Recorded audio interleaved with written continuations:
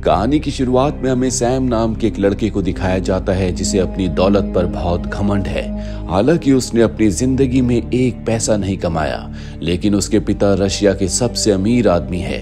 Henry कभी किसी की कोई इज्जत नहीं करता। उसे लगता है कि पैसों से वो हर एक चीज को खरीद सकता है। वो लड़कियों को इस्तेमाल करता है। एक दिन वो अपनी फरारी कार को स्पीड में चला रहा होता है, तभी उसके पास पुलिस की एक गाड़ी आती है जो सैम को गाड़ी रोकने के लिए कहता है, क्योंकि वो बहुत स्पीड में गाड़ी चला रहा होता है। सैम अपनी गाड़ी रोकता है। वो कहता है कि तुम्हें मेरे साथ पुलिस स्टेशन जाना होगा। सैम उसके मुंह पर पैसे फेंकता और कहता है कि यहाँ से दफा हो जाओ, लेकिन वो सैम के पैसे लेने से मना कर देता है। सैम अपनी गाड़ी लेकर यहाँ से निकल रहा होता है, पर वो पुलिस ऑफिसर उसकी गाड़ी रोकने के लिए उसकी गाड़ी के सामने आ जाता है। सैम इसकी परवाह नहीं करता, वो गाड़ी चला देता है। पुलिस ऑफिसर को उसकी गाड़ी के बोनट के ऊपर लटक कर रहना पड़ता है। सैम को उस पर दया नहीं आती, और अब क्योंकि सैम ने एक पुलिस ऑफिसर को अपनी गाड़ी से धकेला है, उसकी जान भी जा सकती थी, इसीलिए उसे जेल में बंद कर दिया जाता है, जहां पर उसके पिता आते हैं, जो कि एक बहुत ही पावरफुल इंसान है। वो कमिश्नर से कहते हैं कि मैं अपने बेटे की गलती के लिए आपसे माफी मांगता हूँ। मैं वादा करता हूँ कि आज के बाद वो ऐसी गलती नहीं करेगा। साथ ही जिस पुलिस ऑफिसर को उसने अपनी गाड़ी से धकेला है, जो कि जख्मी है, मैं उसका हर तरह से खर्चा उठाने के लिए तैयार हूँ। उसके पिता के कहने पर सैम को छोड़ दिया जाता है। सैम के पिता सैम को बहुत डांटते हैं, लेकिन उसके ऊपर इन बातों का कोई फर्क नहीं पड़ता। दरअसल ज्यादा पैसे होने की वजह से वो बहुत ज्यादा बिगड़ चुका है। उसके अंदर इंसानियत खत्म हो चुकी है। वो कभी किसी की कोई इज्जत नहीं करता। सैम के पिता किसी भी कीमत पर सैम को नॉर्मल इंसान बनाना चाहते हैं, जो दूसरों की इज्जत करे। वो अपनी गर्लफ्रेंड से इस बारे में डिस्कस करते हैं। दरअसल सैम की मॉम इस दुनिया में नहीं है, इसीलिए सैम के पिता को उसकी हर एक जिद को पूरा करना पड़ता है, क्योंकि सैम उनका इकलौता बेटा है। वो अपनी गर्लफ्रेंड से कहते हैं कि मैं चाहता हूं कि सैम अच्छा इंसान बने। वो कहती है कि इसका एक तरीका है। मैं एक ऐसे ट्रेनर को जानती हूं जिसने बहुत सारे बिगड़े लड़कों को सुधारा है। हालांकि उसका तरीका और लोगों से बिल्कुल अलग है, लेकिन इस बात की गारंटी है कि सैम पूरी तरह से ठीक हो जाएगा, वो अच्छा इंसान बनेगा। और अब सैम के पिता उस ट्रेनर से मिलने के लिए जाते हैं, पर जब वो उसके घर के अंदर जाते हैं तो देखकर हैरान हो जाते हैं कि ट्रेनर अपनी ही जिंदगी का खात्मा कर रहा है। वो पुलिस को कॉल करना चाहते हैं, लेकिन तभी ट्रेनर बताता है कि ये मेरे काम का एक हिस्सा है। दरअसल मैं किसी चीज की तैयारी कर रहा था। मैंने बहुत सारे बिगड़े शहजादों को सुधारा है। मेरा एक ऐसा भी क्लाइंट था जिसे स्मोकिंग करने की बहुत आदत थी। मैंने उसकी उंगली ही कटवा दी, लेकिन असल में नहीं, बल्कि उसे एहसास दिलाया कि अगर उसने स्मोकिंग नहीं छोड़ी तो उसकी उंगलियां कट जाएंगी, जिसके बाद से उसने आज तक स्मोकिंग नहीं की। सैम के पिता को ट्रेनर की बातें बिल्कुल समझ नहीं आती। उन्हें लगता है कि ये कोई पागल इंसान है, लेकिन उनकी गर्लफ्रेंड कहती है कि हमें इसे एक मौका देना चाहिए।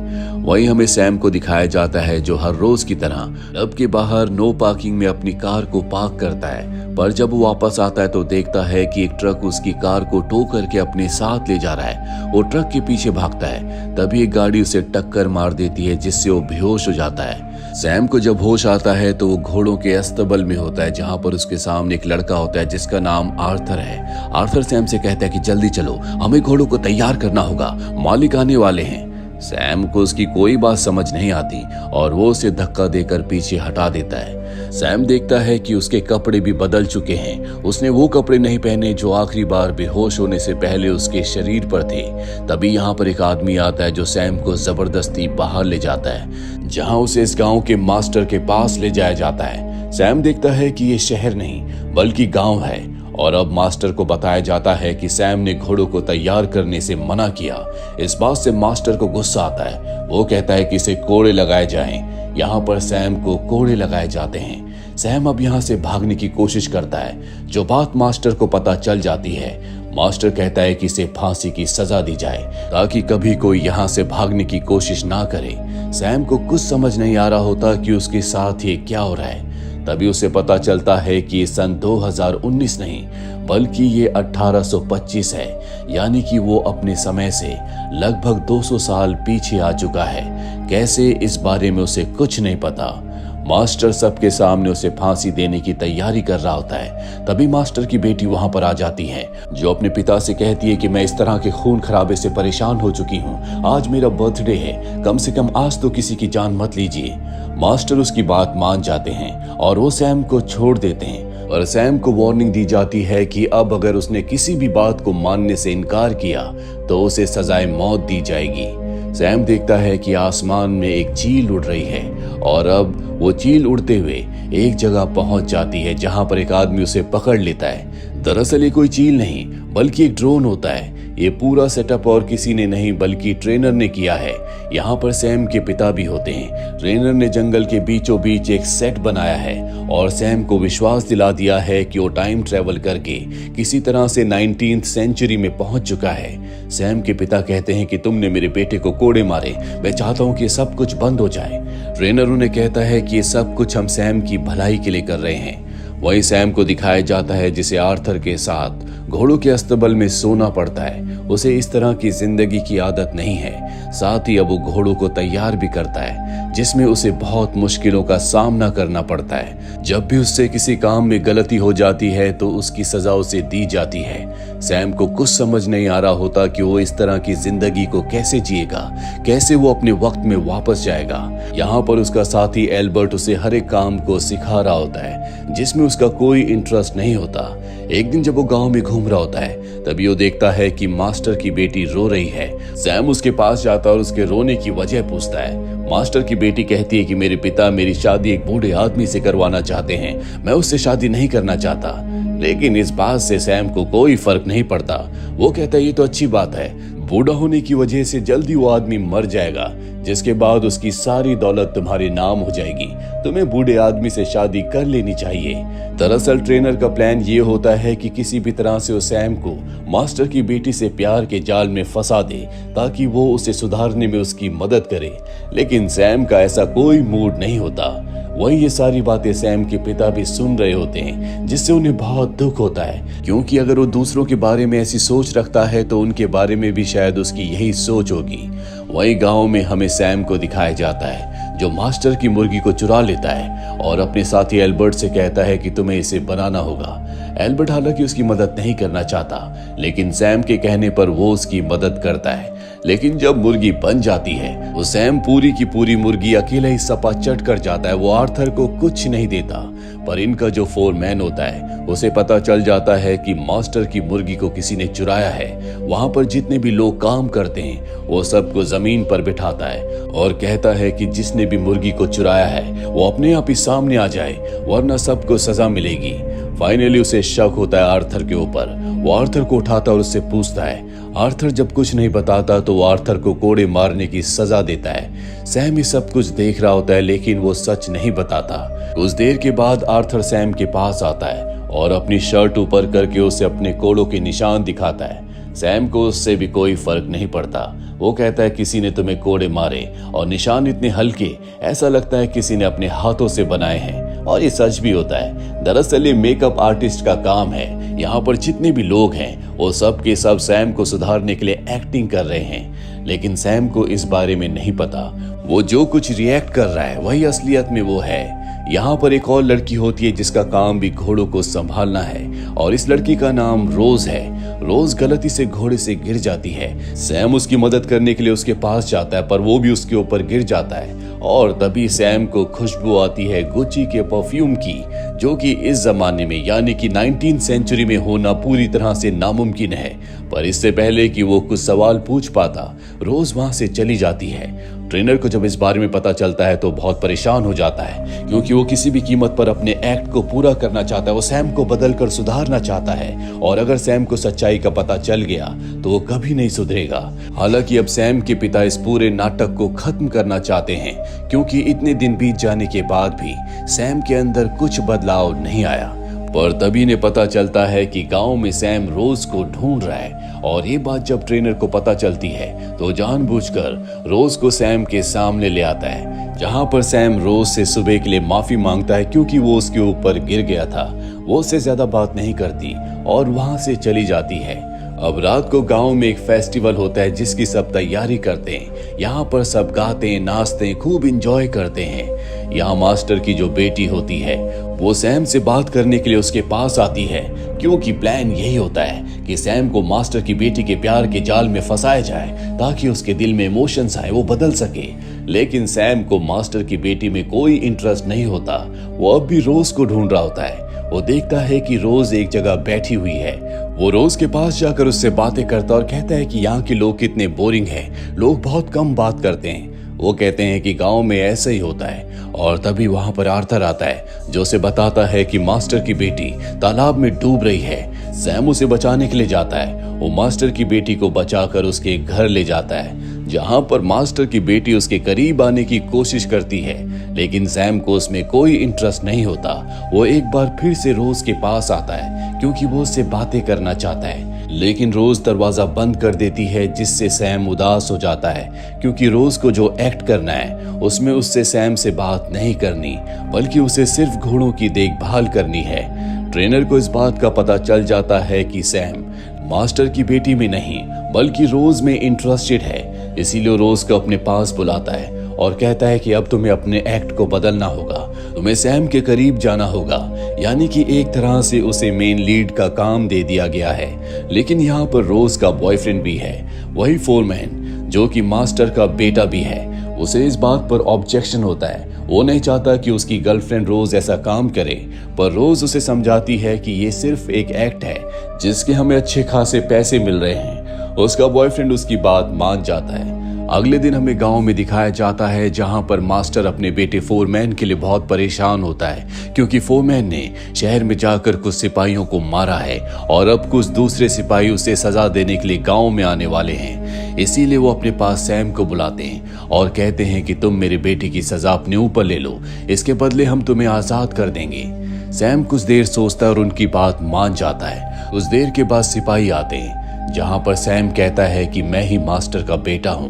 सैम को कोड़े मारे जाते हैं, वो भी असलियत में। इसके बाद सैम फोरमैन के पास जाता है। वो कहता है कि मैंने अपना काम पूरा कर लिया, अब तुम्हें मुझे आजाद करना होगा, पर वो साफ साफ मना कर देता है। साथ ही उसे मारता भी है, उसके ऊपर थूकता भी है, पर सैम उसकी किसी भी बात को रिएक्ट नहीं करता। वो वहां से चला जाता है। ट्रेनर और सैम के पिता और बाकी सभी क्रू के जितने मेंबर्स होते हैं सब कुछ देख रहे होते हैं। वो सब बहुत डिसअपॉइंट हो जाते हैं क्योंकि सैम को अपने हक के लिए लड़ना चाहिए था और उसने ऐसा कुछ नहीं किया। उसके दिल और दिमाग में क्या चल रहा है किसी को कुछ नहीं पता। सैम को रोज का साथ बहुत अच्छा लगता है। ये दोनों के दोनों ज्यादा से ज्यादा वक्त एक दूसरे के साथ बिताते हैं, लेकिन रोज सिर्फ एक्ट कर रही है, जबकि सैम की फीलिंग्स उसके लिए असली हैं। एक दिन जब ये घूम रहे होते हैं, तभी सैम देखता है कि आसमान में वो चील जो हमेशा ऊपर मंडराती रहती है, वो अजीब सा बिहेव कर रही है। उसे नहीं पता कि ये एक ड्रोन है, लेकिन तभी रोज बात को संभालते हुए कहती है कि मैं इस चील को बचपन से देख रही हूँ। ये हमारे गांव की रक्षा करने के लिए हमेशा हमारे गांव के ऊपर मंडराती रहती है। वही हमें मास्टर की बेटी को और उसके बेटे फोरमैन को दिखाया जाता है। ये दोनों के दोनों फ्रस्ट्रेटेड होते हैं क्योंकि मास्टर की बेटी का रोल अब रोज को मिल चुका है। साथ ही फोरमैन की गर्लफ्रेंड जो कि खुद रोज है, वो ज्यादा से ज्यादा वक्त सैम के साथ बिताती है, जिससे फोरमैन को बहुत गुस्सा आता है।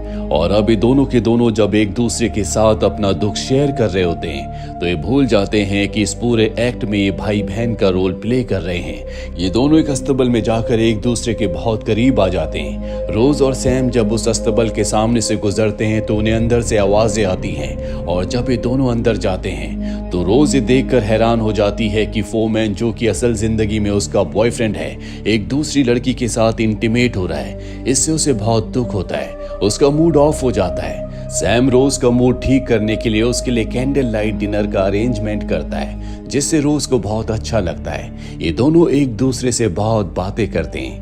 सैम रोज से कहता है कि तुम अगर मेरे वक्त में मेरी दुनिया में होती तो मैं तुमसे कब का शादी कर लेता।